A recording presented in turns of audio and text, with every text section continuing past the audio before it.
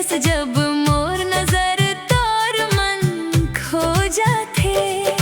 चंदाले सुंदर लागस फूल ले कोमल तोर बा, तोर संग जिए पर चाहव दिन होवे या अंधियार रात। तोर नैनन के इशारा मोर दिल चुराए, तोर बैंगल्स के झनकार मोर सपना सजाए। तोर हाथ के बैंगल्स रे मोर दिल करथे घायल रे।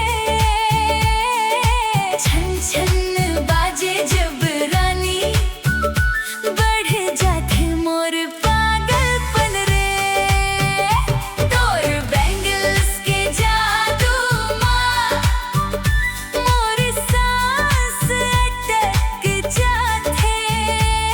ते हंस देबे एक झन मोर दुनिया चमक जाथे।